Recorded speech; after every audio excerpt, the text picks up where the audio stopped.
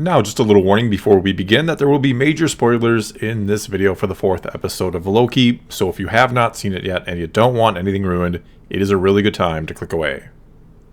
Okay, so just like with last week, I'm going to be doing a sort of joint review here with my wife. She was home from work today, so we watched the episode together, and instead of just talking about it amongst ourselves and then me making the video, I figured we'd sit down and just discuss it together. Hopefully you all enjoy this because I'm considering moving all my Marvel stuff over to my second channel and covering it there with her. Okay, so a lot of sort of revelations in this one. It seems like we had a lot happen. I'm not even sure where to begin.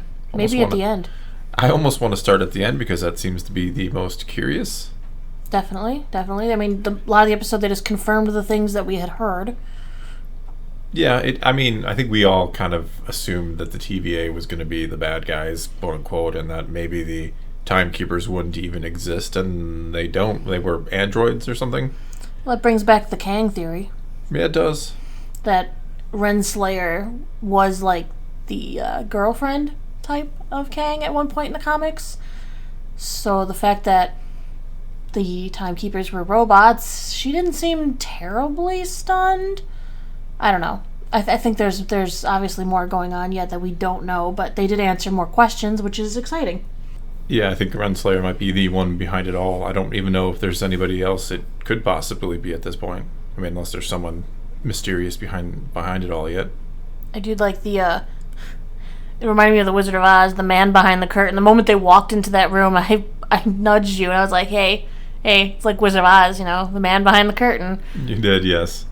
It seemed too spectacle. Yeah, it seemed, I don't know, the Timekeepers, I can't just see them that they just sit in a room all day and... Well, they designed the entire TVA to look like some sort of I don't even know what time period. I would guess 50s, 50, yeah, probably 50s, 50s time thing, and then they sit there on their little fancy thrones all day. Yeah, plus everybody in the TVA... I thought they would look like middle management. Everybody in the TVA seems human, too, so it almost makes me wonder if this is just... Maybe they don't like to keep the other variants. Well, I mean, that it's kind of weird that it seems like all the variants are humans. It's always humans. But I mean, that's just what you're going to get. Or humans are the easiest to manage. Possibly. Maybe the other ones have harder trouble with the memory wipe or whatnot.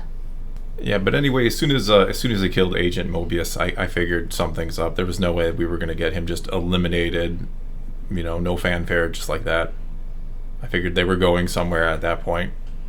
That's very true. I didn't expect that, it's nice to see the unexpected. It is. I mean, I turned to you and I'm like, I didn't see that coming. And then I'm like, but I'm sure he's not dead. He's probably somewhere else. And it seems like everything that they erase goes to somewhere else. I'll call it what it is. You think it's Battleworld? I think it's Battleworld. I mean, it would be cool. I mean, I'd do a whole series on just seeing Battleworld. I mean, it makes sense. I mean, they're resetting all of these Nexus timelines. Where do they go? I mean, everything, the universe, everything goes somewhere. So it kind of seems to make sense. It's kind of funny the multiverse wars are still going out. They're just branches off the sacred timeline that seem to be variants fighting variants, living on some apocalyptic world universe thing. And speaking of branching out, the big thing in this episode was the two Lokis kind of having a moment together, and then it creates this,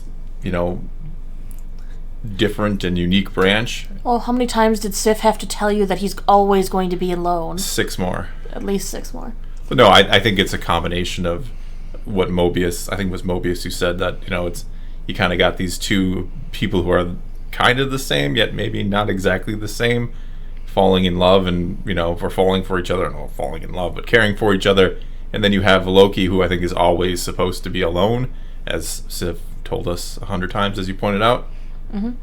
The only thing I was kind of confused on is I thought if an event happened before an apocalyptic event where everything gets erased, then it doesn't create a Nexus event. But this is so big that it created one anyway, I guess. It was so chaotic that it created a Nexus event in an apocalypse, which nothing should be able to do. Yeah. Even the line looked different. It didn't arc slowly the way other Nexus events do, slowly changing reality. It immediately was shooting it up almost like a straight line.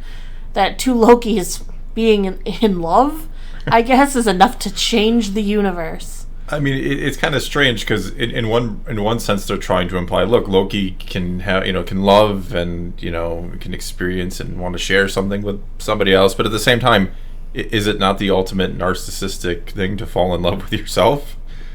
So I mean, it's kind of That's why it's chaotic. I guess so. I mean, well, plenty of people fall in love with themselves, don't they? Right, but then Loki was no longer alone.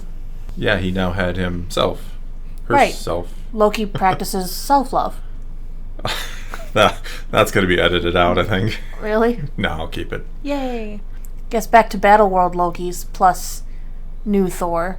We have, what, 3 Lokis and a Thor? Sounds like a joke. That's a sitcom, yeah. Yes, we have Loki, who looks straight up out of the old comic books. We have Kid Loki, who could be the iteration from the comics by, was it Kieran Gillian? Something? Yeah. I'm probably going to say the name wrong. It's fine. Gator Loki, which is a new one for me. I don't think Gator Loki exists anywhere. Maybe does. I don't remember. And then we have the new Thor there. Yeah. Tough looking. His hammer kind of looked like it was made of pieces of metal and a wrench, but he looked pretty cool. Yeah. And there was also the fact that in the background, in the ruined apocalyptic cityscape that nature was kind of reclaiming type scene we had, it looked like Avengers Tower was back there, or at least one version of it. Yeah, it did look like Avengers Tower, which means at some point that's been pruned, a timeline with Avengers Tower.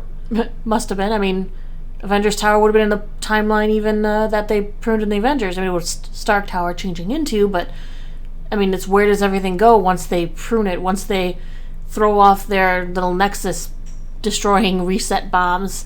It seems maybe that they all merge into some crazy timeline-y thing that then they expect to take care of itself. Yeah, just whatever happens in their battle world, essentially, it looks like. Let's just keep calling it Battle World. Maybe that's what it is going to be called. We'll have to wait and see. Well, it's that or Nexus Soup. Nexus Soup works for me. I think it's exciting. It is. It's the Nexus melting pot.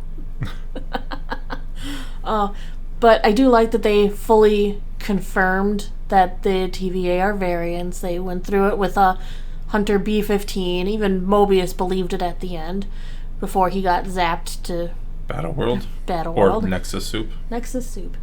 Then we got to see a little bit of young Sylvie, though I'm curious if we're going to get an answer to the question of what Nexus happened that made it that was the time they were going to take her.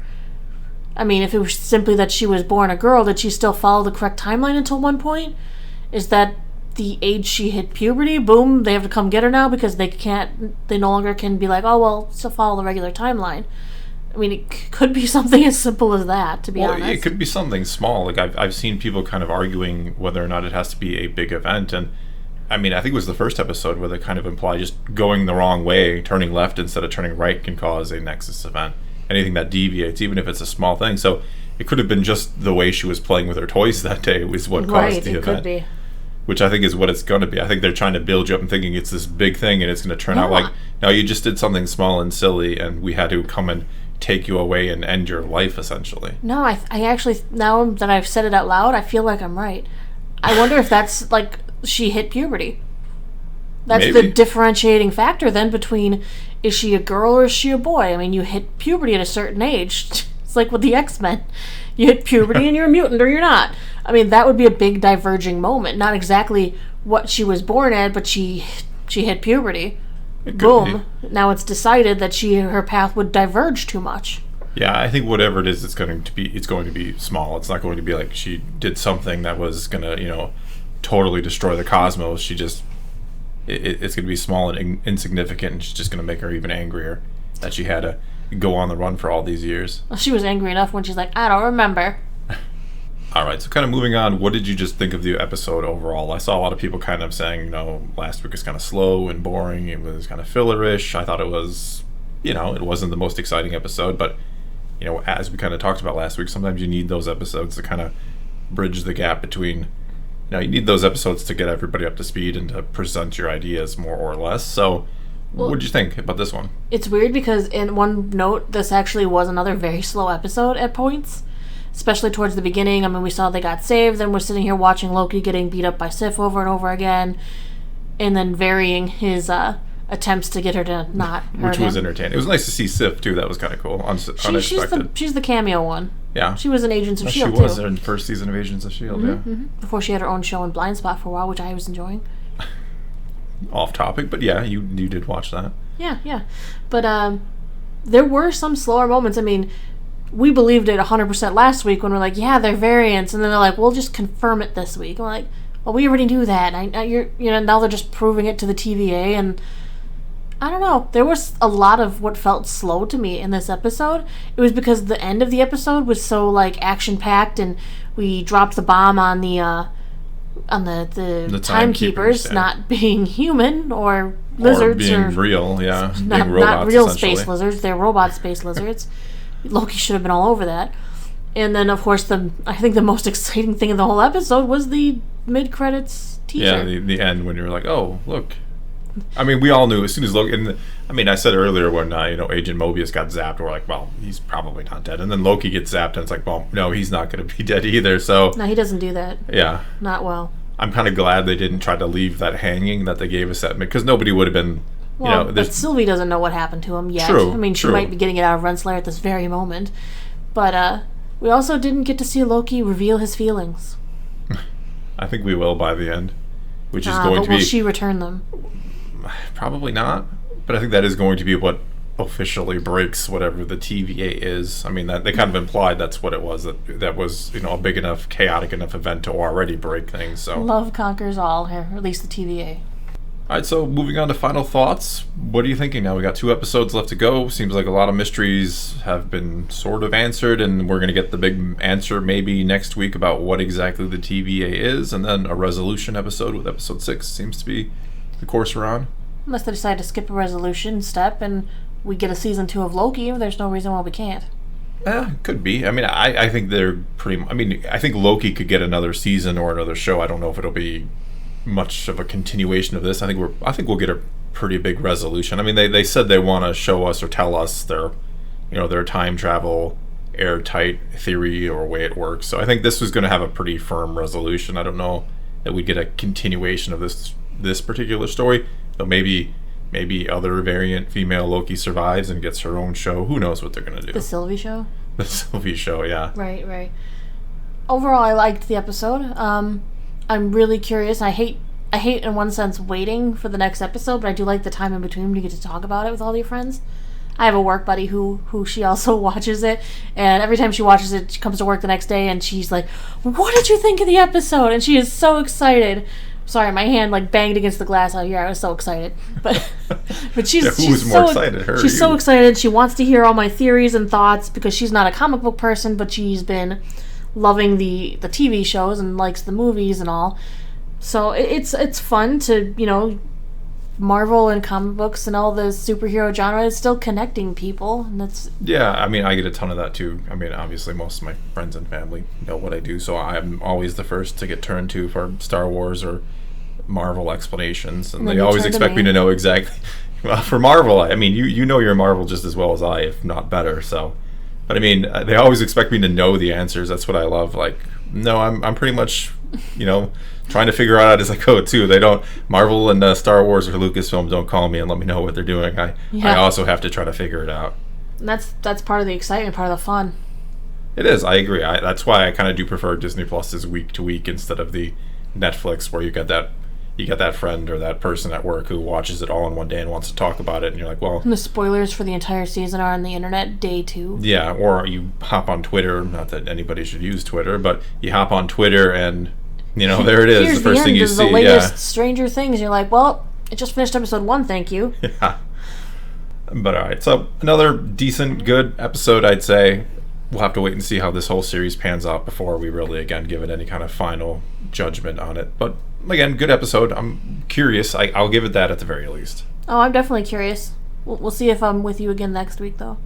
Yeah, well, we'll see. Well, that's all I've got for you this time. Now it's your turn to tell me what you thought of the latest episode of Loki, or what you thought of what we thought of the latest episode. Either way, do leave a comment below and let's talk some Marvel.